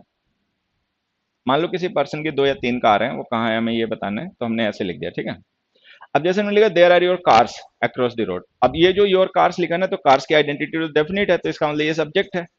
तो अगर ये सब्जेक्ट है तो ये देयर हमारा एडवर्ब होगा, और ये इसके साथ में लिखेगी इन्वर्टेड फॉर्म हो गई। तो इसको ऐसे समझना है, there are no cars which can fly, here we are referring to no cars. फिर हमने लिखा there are your cars across the road, here we are referring to the position of the cars. तो ये जो there है ना, ये adverb of place है, जिसको हमने स्टार्टिंग में लिखा, इसलिए इन्वर्टेड फॉर्म लिख दी गई, और ये हमारा इंट्रोडक्टिव सब्जेक्ट है। ठीक है, खैर, अब हमें कैसे पता चल रहा है कि ये देयर इंट्रोडक्टिव सब्जेक्ट है, ये एडवर्ब ऑफ प्लेस है, ये इंट्रोडक्टिव सब्जेक्ट है, ये एडवर्ब ऑफ प्लेस है? तो इसका एक आंसर तो है कि ये जो नाउन्स की आइडेंटिटी है उससे पता चल जा रहा है कि नाउन डेफिनिट है या इनडेफिनिट है। अगर डेफिनिट है तो सर्टेनली देयर फिर एडवर्ब भी होगा, मतलब इंट्रोडक्टिव सब्जेक्ट नहीं हो सकता। एक और भी तरीका है इसको पता करने का। दूसरा तरीका यह है कि आप जब देयर को as an adverb of place use करते हो, तो जब हम इसको स्टार्टिंग में लिख देते हैं तो इन्वर्टेड फॉर्म लिखते हैं। Otherwise you can shift it later in the predicate part. आप इस देयर को जो एडवर्ब है प्रेडिकेट पार्ट में भी शिफ्ट कर सकते हो। जैसे ही हमने लिखा ना there is the temple which we saw in the movie, तो इसको आप ऐसे भी लिख सकते हो। आप इसको ऐसे भी लिख सकते हो, द टेम्पल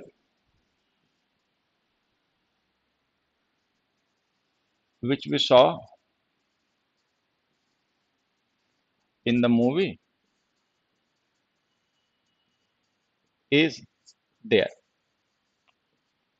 तो हम इसे ऐसे भी लिख सकते हैं, the temple which we saw in the movie is there. इसे नहीं लिख पाओगे। इसे अगर ऐसे लिखोगे ना, a very famous temple is there in the Mathura, ठीक है, तो ये फिर सेंस खत्म हो जाएगा। तो ये जो सेंटेंस है इसमें ये देयर एडवर्ब है, हमने इसको इससे करने के लिए स्टार्टिंग में लिख दिया, स्टार्टिंग में लिखा तो इसके बाद इन्वर्टेड फॉर्म आ गई, ठीक है। तो अगर ये देयर एडवर्ब है तो हम इस सेंटेंस को जब असर्टिव फॉर्म में लिखेंगे तो वो देयर जो है वो बाद में शिफ्ट हो जाएगा सेंटेंस के प्रेडिकेट पार्ट में यहाँ पे। तो अगर हम उस देयर को प्रेडिकेट पार्ट में शिफ्ट कर सकते हैं तो समझ जाओ कि वो देयर एडवर्ब है, लेकिन जब देयर इंट्रोडक्टिव सब्जेक्ट होता है तब उसके साथ में ऐसा नहीं किया जा सकता, ठीक है। इसी तरीके से जो हमने सेंटेंस लिखा ना, there are your cars across the road, इसको अगर हम चाहें तो ऐसे लिख सकते हैं, your cars are there across the road, ठीक है। इसको नहीं लिख पाओगे। तो ये मतलब ध्यान रखना है कि देयर जो होता है वो इंट्रोडक्टिव सब्जेक्ट भी होता है और एडवर्ब ऑफ प्लेस भी होता है। अब जैसे मैंने आपको समझा दिया कि जब देयर को हम as an introductive subject use करेंगे तो इसके बाद लिखे गए नाउन्स की आइडेंटिटी डेफिनिट होगी, मतलब सॉरी इंडेफिनिट या जनरल होगी। तो हम उनके साथ में पजेसिव केसेस या हम उनके साथ में डेफिनेट आर्टिकल का यूज नहीं कर सकते हैं। लेकिन इन केस अगर देयर एडवर्ब ऑफ प्लेस के तरीके से हम यूज करेंगे तो इसके बाद लिखे गए जो नाउन्स होते हैं उनकी आइडेंटिटी डेफिनिट भी हो सकती है और हम उनके साथ में द आर्टिकल का और पजेसिव केसेस का यूज कर सकते हैं। ये छोटी सी बात ध्यान रखना। उसके बाद में एक पॉइंट है, मैं ये एग्जांपल्स मिटाऊंगा नहीं, यहीं पे ऐसे लिख देता हूँ, ये प्रोनाउंसिएशन से वैसे बेसिकली रिलेटेड है, but you know that pronunciation is not my forte, मैं उसमें डील नहीं करता कि प्रोनाउंसिएशन जो है वो उसमें मैं डील नहीं करता, मैं करता ही नहीं, ठीक है। हाँ, तो लेकिन चूंकि एक पॉइंट होता है इन देयर के डिफरेंस से बेस्ड इनसे रिलेटेड, तो इसीलिए मैंने कहा आपको समझा देता हूँ। देखिए, ये जो देयर हमारा डमी सब्जेक्ट होता है ना, इंट्रोडक्टिव सब्जेक्ट जिसे हम कहते हैं, इसका प्रोनाउंसिएशन होता है सॉफ्ट, ठीक है। और ये जो देयर हमारा एडवर्ब प्लेस होता है इसका प्रोनाउंसिएशन होता है स्ट्रांग। ये इनका मतलब प्रोनाउंसिएशन का डिफरेंस होता है, तो इसको भी आप चाहो तो अपना ध्यान रख सकते हो, बोलते समय आपको हेल्प करेगा। कैसे? ये जो देयर हमने इंट्रोडक्टिव सब्जेक्ट बना के लिखा है इसे हम कहेंगे there. There is a famous temple, there is a famous temple, ठीक है। तो अच्छा, देयर देयर का मतलब सॉफ्ट प्रोनाउंसिएशन है। अच्छा, ये जो एडवर्ब प्लेस है इसे हम कहेंगे there. There is the temple, ये है देयर और ये है देयर, ठीक है। ये मतलब ध्यान रखना। जैसे हमने लिखा देयर आर नो कार्स, तो इसको हम पढ़ेंगे there, there are no cars, soft pronunciation है। और ये जो एडवर्ब ऑफ प्लेस है इसको हम पढ़ेंगे there, there are your cars, तो ये है देयर और ये है देयर। मतलब ये छोटी सी बात है ना, ध्यान रखना, ठीक है। अब उसके बाद में देयर से रिलेटेड एक और पॉइंट, कि अब ये तो खैर हम जानेंगे कि देयर को इंट्रोडक्टिव सब्जेक्ट के तरीके से जब हम यूज करते हैं और एज एन एडवर्ब प्लेस के तरीके से यूज करते हैं तो उनमें कुछ डिफरेंसेस होते हैं, वो डिफरेंसेस अभी हमने डिस्कस कर लिया। अब एक छोटी सी बात ये समझ लें कि जब हम पार्टिसिपल्स का यूज करते हैं, ठीक है, किसी नाउन के लिए, और वो एडवर्ब प्लेस होता है देयर या डमी सब्जेक्ट होता है, तो उनकी पोजीशन चेंज हो जाती है। जैसे कि एक हमने एग्जांपल लिखा,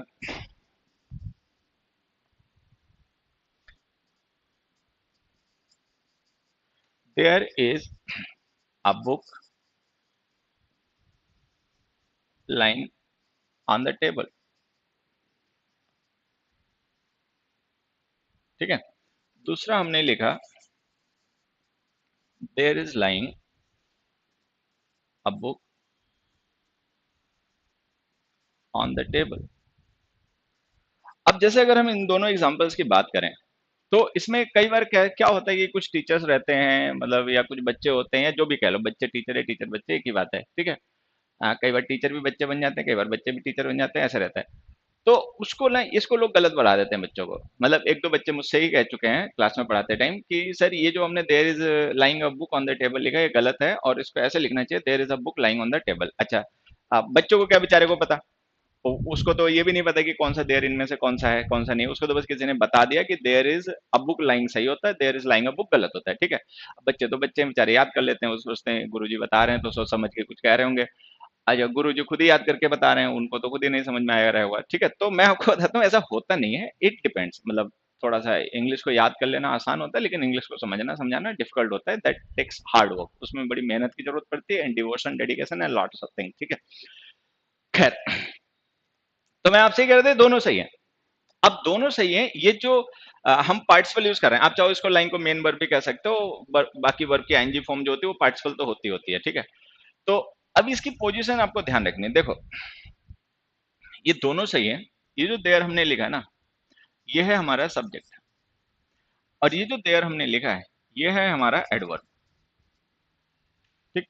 तो जब हम देयर को यूज करते हैं एज एन एडवर्ब, अच्छा दूसरी बात भी ध्यान रखना, हालांकि प्रेजेंट पार्टिसिपल तो वर्ब की आईएनजी फॉर्म को कहा जाता है, बात तो सीधी सी है, लेकिन वो वर्ब की आईएनजी फॉर्म आप किस तरीके से यूज कर रहे हो, एज अ मॉडिफायर यूज कर रहे हो या as a main verb use कर रहे हो, ठीक है। तो अगर हम देयर एडवर्ब यहाँ पे यूज कर रहे हैं तो ये जो लाइन है ना, it is the main verb, ठीक है। और अगर हम ये लाइन यहाँ पे नाउन के बाद लिख रहे हैं, it is not a main verb, it is a modifier, मतलब simply we call it adjective, हम इसे एडजेक्टिव कह देते हैं, ठीक है। तो ये कहानी है। तो बच्चे ने ये दोनों सही है। अब तुम्हें ये बात ध्यान रखनी कि जब हम देयर का यूज करते हैं एज एन इंट्रोडक्टिव सब्जेक्ट, तो जिस नाउन को ये इंट्रोड्यूस कर रहा होता है, जैसे ये नाउन बुक को इंट्रोड्यूस कर रहा है, तो अगर हम उस नाउन के लिए कोई पार्टिसिपल यूज कर रहे हैं, मतलब पार्टिसिपल का मतलब है कोई वर्ब की आईएनजी फॉर्म या वर्ब की थर्ड फॉर्म उसको डिस्क्राइब करने के लिए, ठीक है, तो वो बाद में पोजीशन किया जाएगा नाउन का। क्यों किया जाएगा मैं अभी ये भी समझा दूंगा, ठीक है। लेकिन जब हम देयर को एज एन इंट्रोडक्टरी सब्जेक्ट नहीं as an adverb of place use करते हैं, ठीक है, जैसे हमने देयर को यहाँ पे as an adverb of place use कर लिया, ठीक है।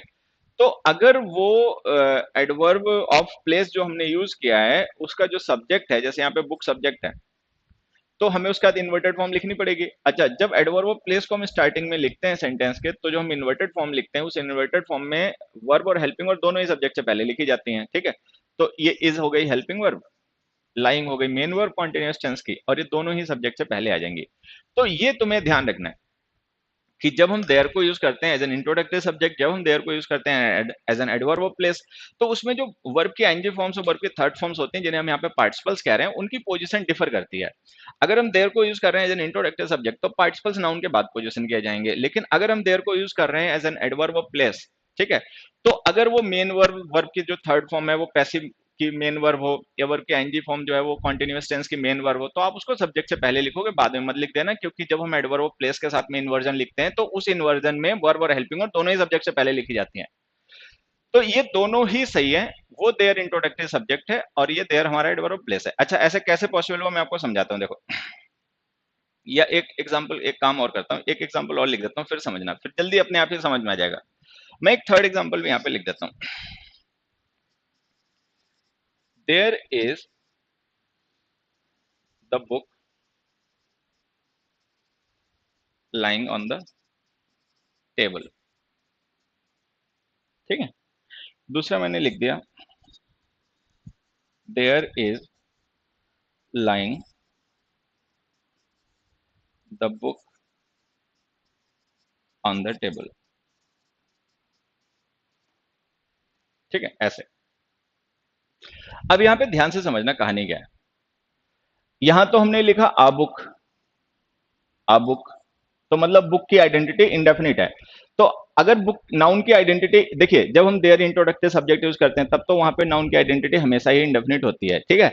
लेकिन अगर हम देयर को as an adverb of place use कर रहे हैं तो जिस नाउन का यूज किया जाएगा उस सेंटेंस में, उस नाउन की आइडेंटिटी डेफिनेट इंडेफिनिट कुछ भी हो सकती है। तो इसका मतलब ये है कि इंडेफिनिट आइडेंटिटी के जो नाउन्स हैं उनका तो यूज हम देयर एडवर्ब ऑफ प्लेस के साथ भी कर लेते हैं इन्वर्टेड फॉर्म में, और इंट्रोडक्टिव सब्जेक्ट के लिए भी कर लेते हैं, ठीक है। लेकिन जो डेफिनेट आइडेंटिटी के नाउन्स होते हैं उनका यूज केवल एडवर्ब ऑफ प्लेस जो होता है देयर, उसी के साथ किया जा सकता है। जो देयर इंट्रोडक्टिव सब्जेक्ट होता है उसके साथ नहीं किया जा सकता। क्यों नहीं किया जा सकता वो हम डिस्कस कर चुके, क्योंकि इंट्रोडक्टिव सब्जेक्ट देयर जब हम यूज कर रहे होते हैं तो नाउन हमारी न्यू इन्फॉर्मेशन होता है, तो वो डेफिनेट आइडेंटिटी या स्पेसिफिक आइडेंटिटी का हो नहीं सकता। तो अब जब हम लिखेंगे ना there is the book lying on the table and there is lying the book on the table, तो ये वाला स्ट्रक्चर हमारा गलत हो जाएगा, ये वाला। क्योंकि इस स्ट्रक्चर में अगर हम लाइन को वर्ब के बाद नाउन के बाद लिख रहे हैं तो इसका मतलब ये जो नाउन है, ठीक है, और देयर जो हमने यूज किया है वो देयर इस नाउन को रिप्रेजेंट करने के लिए लिखा गया और वो इंट्रोडक्टिव सब्जेक्ट है, ठीक है। लेकिन अगर वो देयर इंट्रोडक्टिव सब्जेक्ट है तो जिस नाउन के लिए उसका यूज किया गया वो नाउन डेफिनेट आइडेंटिटी का कैसे हो गया, तो गलत हो गया, ठीक है। और जबकि ये वाला सही हो जाएगा। ये क्यों से हो जाएगा, there is the book, there is lying the book on the table, तो ये इसलिए से हो जाएगा क्योंकि जो देयर द बुक हमने लिखा ना ये हमारा सब्जेक्ट है, ठीक है। और ये जो इस लाइन लिखी है ये कॉन्टिन्यूअस टेंस की मेन वर्ब है, और ये जो देयर है ये हमारा एडवर्ब ऑफ प्लेस है, और इसके साथ हमने इन्वर्टेड फॉर्म यूज कर दिया, there is lying the book, ये पढ़ी यहाँ पर बुक, ठीक है। मान लो कोई पर्सन कोई बुक ढूंढ रहा है, ठीक है, उसको ढूंढने से नहीं मिल रही, हमने देखा बुक कहीं पड़ी हुई है, तो हम उसको कह देंगे there is lying the book, ये पड़ी बुक, ठीक है। तो वो जो देयर जो है एडवर्ब है, लेकिन इस देयर को हम एडवर्ब मान नहीं सकते। इसको हम एडवर्ब क्यों नहीं मान सकते? क्योंकि इसके साथ में जो हम नाउन लिख रहे हैं वो डेफिनेट आइडेंटिटी का है, सॉरी, इसको इंट्रोडक्टिव सब्जेक्ट हमें मानना पड़ रहा है। इसको हम एडवर्ब इसलिए नहीं मान रहे क्योंकि अगर ये एडवर्ब होता, ठीक है, तो जो लाइंग है ना, इसको हम as a main word treat करते हैं और इसको हम द बुक से पहले लिखते हैं, ठीक है। क्योंकि जब हम देयर को या किसी भी दूसरे एडवर्ब ऑफ प्लेस को यूज करते हैं सेंटेंस के स्टार्टिंग में, तो उसके साथ जो इन्वर्टेड फॉर्म लिखी जाती है, उस इन्वर्टेड फॉर्म में वर्ब और हेल्पिंग और दोनों सब्जेक्ट से पहले आते हैं, ठीक है। तो ये लाइन हमें पहले लिखना पड़ता है, तो हम इसको एडवर्ब मान नहीं सकते। अच्छा, अगर हम इसको इंट्रोडक्टिव सब्जेक्ट मान लेंगे तो ये नाउन की आइडेंटिटी गलत हो गई, क्योंकि जब देयर इंट्रोडक्टिव सब्जेक्ट होता है तो जिस नाउन को रिप्रेजेंट करता है उसकी आइडेंटिटी इंडेफिनिट होती है, तो ये डेफिनिट आइडेंटिटी का है, तो देयर को हम यहाँ पर एडवर्ब भी नहीं मान, वो इंट्रोडक्टिव सब्जेक्ट भी नहीं मान सकते, तो ये गलत हो गया। तो ये तुम्हें ध्यान रखना है कि जब हम देयर को एज एन इंट्रोडक्टिव सब्जेक्ट, ठीक है, या जब हम देयर को एज एन एडवर्ब यूज करते हैं, तो उसके साथ में जो वर्ब की आईएनजी फॉर्म और थर्ड फॉर्म्स होती हैं उनकी पोजीशन वेरी करती है, ठीक है। अगर हम किसी नाउन के साथ में मेन वर्ब की आईएनजी फॉर्म या मेन वर्ब की थर्ड फॉर्म में, मतलब पैसिव वॉइस में यूज कर रहे हैं, ठीक है, और देयर वहां पे एडवर्ब ऑफ प्लेस है, तो वो मेन वर्ब्स नाउन से पहले लिखी जाएंगी, ठीक है। अगर देयर वहां पे नहीं है, मतलब adverb of place introductive subject है, तो वो जो वर्ब की आईएनजी फॉर्म्स और थर्ड फॉर्म्स है वो नाउन के बाद लिखी जाएंगी। क्यों? अब वो देखो मैं समझा देता हूँ, देखो समझना। जैसे ये जो हमने सेंटेंस लिखे थे दो, अगर मैं इनको फिर से लिखूं क्योंकि ये तो मिट गए, तो जैसे हमने लिखा there is a book lying on the table, ऐसे हमने लिखा। तो यहां पे देखो होता क्या है, हमने पढ़ा कि जब हम देयर को एज अ सब्जेक्ट यूज करते हैं, ठीक है, तो वो क्या करता है, देयर को एज एन इंट्रोडक्टिव सब्जेक्ट इसलिए यूज किया जाता है क्योंकि वो जो सेंटेंस में लिखा गया नाउन होता है वो हमारी न्यू इन्फॉर्मेशन होती है, जो हम अपने सब्जेक्ट को बताना चाह रहे, अपने लिसनर को बताना चाह रहे होते हैं। तो अगर हम यहाँ पे देयर को as an introductive subject use कर रहे हैं, तो इसका मतलब ये जो नाउन हमने यूज किया ना, ये हमारी वो इन्फॉर्मेशन है जो हम अपने सब्जेक्ट को देना चाह रहे हैं, ठीक है। देयर इज अ बुक, की एक बुक है, ठीक। तो ये जो अ बुक हमने लिखा है, ठीक है, यही वो इन्फॉर्मेशन है न्यू जो हम अपने सब्जेक्ट को देना चाह रहे हैं, इसके एग्जिस्टेंस को हम बताना चाह रहे हैं, देयर इज अ बुक, की एक बुक है।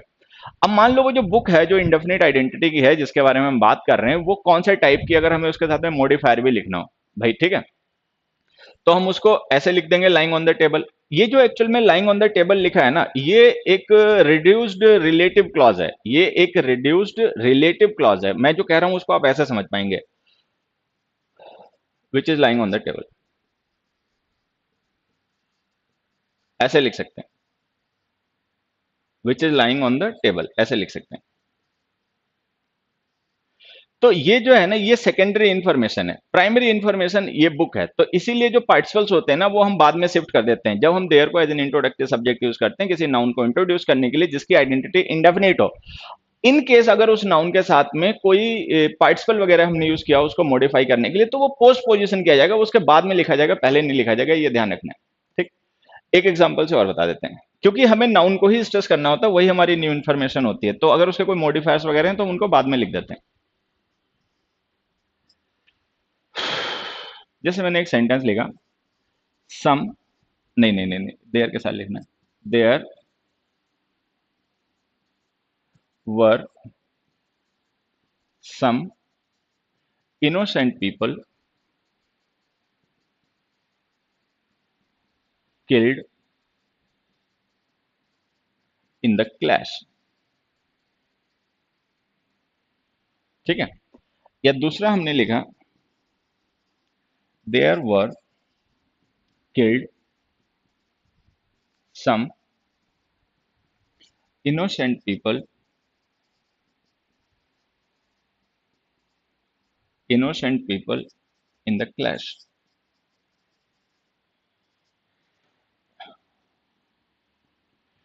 देखिए ये बातें मैं आपको क्यों समझा रहा हूं, क्योंकि एक मतलब काफी एक गलत कॉन्सेप्ट है, एक गलत यूज है जो बच्चों को कई बार पढ़ा दिया जाता है कुछ टीचर्स के द्वारा, मतलब मैं चाहता हूं कि आप उसको समझें कि sometimes things are not so much black and white, की चीजें कई बार इतनी ब्लैक एंड व्हाइट नहीं होती कि आप इसको इतना इजीली इंटरप्रेट कर दो कि ये सही है ये गलत है। उस पर दिमाग यूज करना पड़ता है, समझना पड़ता है कॉन्टेक्स्ट को, ठीक है, तब पता चल पाता है क्या सही है क्या गलत है, ठीक है। खास करके लैंग्वेजेस जो होती हैं, चाहे इंग्लिश हो चाहे कोई भी हो, ठीक है, लैंग्वेजेस में हर एक मामला इतना ब्लैक एंड व्हाइट होता नहीं है जितना हमारे टीचर्स हमें बता देते हैं या हमारे स्टूडेंट्स याद करके बैठे हुए हैं कि जो वो जानते हैं वो उतना ही सही है। ये चीजें कई बार there lies some grey areas, ठीक है। So everything is not that much black and white, हर एक चीज इतनी क्लियर होती नहीं है कि आपने याद कर लिया तो वो हमेशा जिंदगी भर सही रहेगा, ठीक है। यहाँ देखो, there were some innocent people killed in the class and there were killed some innocent people in the class, both the sentences are correct, ये दोनों ही सेंटेंसेस सही है। लेकिन अब होगा क्या, इसमें से कुछ बच्चे रहेंगे जिन्होंने याद कर लिया होगा, जिन्होंने याद कर लिया होगा ना वो इसको गलत मान लेंगे, इस वाले एग्जांपल को गलत मान लेंगे, वो कहेंगे ये गलत है, किल्ड आने चाहिए नाउन के बाद में। मैं कह रहा हूं ये दोनों सही है, आप समझ नहीं पा रहे हो इनमें डिफरेंस क्या है, ये दोनों ही सही है, ठीक है। अब देखो यहां पे समझना, मान लो कोई क्लैश हुआ, उसमें कुछ इनोसेंट पीपल मारे गए, अगर हम उन इनोसेंट पीपल को जो उसमें मारे गए वो न्यू इन्फॉर्मेशन है, उनको हम मेंशन करना चाहते हैं अपने सेंटेंस में, उनको हाईलाइट करना चाहते हैं और उनके बारे में बताना चाहते हैं अपने लिसनर को, तो हम क्या करेंगे, उन इनोसेंट पीपल को प्रेडिकेट पार्ट में शिफ्ट कर देंगे। जब हम उन्हें प्रेडिकेट पार्ट में शिफ्ट कर देंगे तो उसके लिए देयर इंट्रोडक्टिव सब्जेक्ट यूज कर लेंगे, there were some innocent people now. अच्छा, अब उस केस में क्या होगा, वो जो वर्ब के थर्ड फॉर्म या एनजी फॉर्म्स होते हैं वो मॉडिफायर बन जाती हैं। मॉडिफायर का मतलब वो रिड्यूस्ड रिलेटिव क्लॉज हो जाती हैं और आप ऐसे मान सकते हो कि who were killed in the class, इसका मतलब ये हो गया who were killed in the class, ठीक है। तो इसका मतलब पता है क्या, इसका मतलब ये है कि हम स्ट्रेस कर रहे हैं, हम बता रहे हैं न्यू इनोसेंट पीपल के बारे में, ठीक है, कैसे इनोसेंट पीपल जो क्लास में मारे गए, ठीक है। लेकिन हमारा यहाँ पे मेन फोकस जो है ना वो क्लास में मारे जाना नहीं है, हमारा मेन फोकस फोकस है इनोसेंट पीपल, कि वो पीपल इनोसेंट थे जो मारे गए, ठीक। तो हमने इस नाउन फ्रेज को सम इनोसेंट पीपल को क्या किया, इंट्रोडक्टिव सब्जेक्ट देयर से रिप्लेस कर दिया, देयर को इसकी जगह लिख दिया और इन्हें यहाँ पे ले आए, there were some innocent people, ठीक है, कि कुछ इनोसेंट पीपल भी थे जो मारे गए, ठीक है। तो ये मॉडिफायर है जो हमने बाद में शिफ्ट कर दिया। लेकिन अब मान लो कि अगर हम देयर को as an adverb of place use करें, जैसे जलियांवाला बाग कांड था या कोई भी ऐसी जगह हो जहां पे मान लो कोई क्लैश हुआ और वहां पे बहुत से लोग मारे गए, और अगर हम पॉइंट करेंगे भाई देखो वो जगह है, मतलब ये वो पार्क है, ये जलियांवाला बाग कांड यहाँ हुआ था, ये वो जगह है, ये वो कुआं है जिसमें लोग कूद गए थे, इनोसेंट लोग मारे गए थे, तो आप देर को जब एज एन एडवर्ब यूज करोगे उस प्लेस को, उस पॉइंट को रेफर करने के लिए, ठीक है, तो आपको सेंटेंस ऐसे लिखना पड़ेगा, देयर वर किल्ड, वहां मारे गए थे, ठीक है। क्योंकि जब ये देयर एडवर्ब होगा ना बच्चे, तो एडवर्ब जब एडवर्ब वो प्लेस होगा तो ये एक्शन को रेफर करेगा कि वो एक्शन कहां हुआ था, तो हम एक्शन को सब्जेक्ट से पहले लिख देंगे, एक्शन का मतलब है वर किल्ड, मारा जाना, ठीक है। तो हम इसको ऐसे लिखेंगे, there were killed some innocent people, वहां मारे गए थे कुछ इनोसेंट लोग क्लास में, ठीक है। तो यहाँ पे क्या है ना, सम इनोसेंट पीपल ये बाद में शिफ्ट हो जाएगा, वर किल्ड पहले शिफ्ट हो जाएगा, ठीक है। और ये जो वर किल्ड है ना, ये इन्वर्टेड फॉर्म में लिखी गई वर्ब है जो हमें एडवर्ब प्लेस के साथ में लिखनी पड़ती है, और ये इनोसेंट पीपल हमारा सब्जेक्ट है, ठीक। तो ऐसा क्यों हो जाता है, अब रह गई बात है कि दोनों सही क्यों हो जाते हैं, ये दोनों इसलिए सही हो जाते हैं क्योंकि ये जो सम इनोसेंट पीपल है ना, ये सम इंडेफिनिट नंबर का डिटर्मिनर होता है भाई, सम है एनी है, ये इंडेफिनिट नंबर्स पे इंडेफिनिट अमाउंट्स को रेफर करने के लिए यूज होने वाले डिटर्मिनर है। तो अगर हम किसी ऐसे नाउन के बारे में बात करें जिसकी स्टेट इंडेफिनिटनेस की है, मतलब जो इंडेफिनिट स्टेट का है, इंडेफिनिट आइडेंटिटी का है, जनरल आइडेंटिटी का है, तो उसका यूज हम दोनों ही टाइप के एडवर्ब्स के साथ, देयर के साथ में कर सकते हैं, उस देयर के साथ में भी जो इंट्रोडक्टिव सब्जेक्ट होता है और उस देयर के साथ में भी जो एडवर्ब होता है, ठीक है। तो ये कंफ्यूजन क्रिएट होता है। लेकिन अगर वो नाउन डेफिनेट आइडेंटिटी का हो तो फिर, अगर मान लो डेफिनेट आइडेंटिटी का नाउन होगा तो फिर यही सही होगा, फिर ये वाला हो जाएगा गलत तुम्हारा। तो बस ये लास्ट पॉइंट से मैं तुम्हें ये समझाना चाह रहा था, ठीक है, कि जब हम देयर को यूज करते हैं as an adverb of place और एज एन इंट्रोडक्टरी सब्जेक्ट, तो जब हम इसे as an introductory subject use करते हैं तो ये हमेशा सेंटेंस के शुरुआत में लिखा जाता है, इसीलिए हम इसे इंट्रोडक्टरी सब्जेक्ट कहते हैं। लेकिन जो देयर हमारा एडवर्ब ऑफ प्लेस होता है, हम कई बार उसको भी सेंटेंस के स्टार्टिंग में लिख देते हैं, तब हमें उसके साथ में वर्ब की इन्वर्टेड फॉर्म यूज करनी पड़ती है, और उस इन्वर्टेड फॉर्म में क्या होता है कि जो हेल्पिंग और मेन वर्ब है वो सब्जेक्ट से पहले, सब्जेक्ट बाद में चला जाता है। अब यहाँ पे कंफ्यूजन क्रिएट होता है कई बार तब जब हम कोई मेन वर्ब भी यूज कर रहे होते हैं सेंटेंस में, चाहे पैसिव वॉइस की थर्ड फॉर्म बी के साथ में या मेन वर्ब की आईएनजी फॉर्म बी के साथ में, क्योंकि ये जो बी की फॉर्म्स होती है ना, इज एम आर, ठीक है, वॉज वर, इनके साथ हम वर्ब की आईएनजी फॉर्म भी लिखते हैं, थर्ड फॉर्म भी लिखते हैं, थर्ड फॉर्म लिखते हैं पैसिव में, आईएनजी फॉर्म लिखते हैं एक्टिव में, ठीक है। तो वो जो वर्ब की आईएनजी फॉर्म और थर्ड फॉर्म होती है, जिन्हें हम प्रेजेंट पार्टिसिपल और पास्ट पार्टिसिपल के नाम से भी जानते हैं, उनकी जो पोजीशन होती है वो वेरी करती है।